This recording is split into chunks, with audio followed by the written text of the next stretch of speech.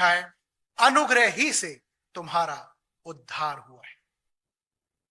यहां पर वो अनुग्रह के बारे में बात करता है। क्या है ये अनुग्रह? हम प्रार्थनाओं में बहुत बार इस शब्द का इस्तेमाल करते हैं और इस बात को कहते हैं, हे परमेश्वर अनुग्रह कर। परमेश्वर ने हम पर अनुग्रह किया है। क्या है ये अनुग्रह? हम कई बार अपनी बोलचाल में, बातचीत में अनुग्रह शब्द को बहुत बार इस्तेमाल करते हैं। अनुग्रह क्या है मैं आपको बताना चाहता हूं। एक बार मैं जामा मस्जिद गया और एक भिखारी मेरे पास आया। वो दिव्यांग था, डिसेबल था। वो मुझसे पैसे मांगने लगा। मैंने उसकी इस दयनीय स्थिति को देखा और उसकी उस दयनीय स्थिति को देखकर उस पर तरस खाया और उसे कुछ पैसे दिए। मैंने देखा कि यह व्यक्ति डिजर्व करता है।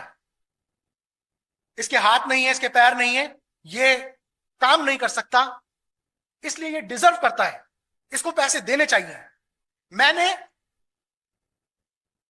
उसके उस दशा को देखकर, क्योंकि वो डिजर्व करता है, इसलिए उस पर अनुग्रह किया। एक्चुअली ये अनुग्रह नहीं है। अनुग्रह क्या है?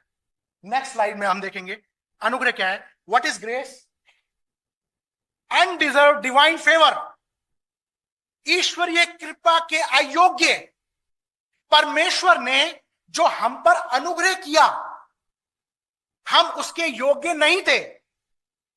वो भिखारी उस योग्य इसलिए था क्योंकि उसकी उस दशा को देखकर मैंने उस पर अनुग्रह किया, लेकिन हम उस योग्य नहीं थे कि हम पर अनुग्रह किया जाए, तो भी परमेश्वर ने हम पर अनुग्रह किया। इसे कहते हैं अनकंडीशनल लव।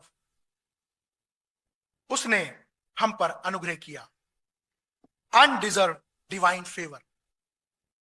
हमने परमेश्वर की आज्ञा का उल्लंघन किया, हम उसके विरोध में चले गए, हम अंधकार की शक्तियों के अनुसार अपने जीवन को जी रहे थे।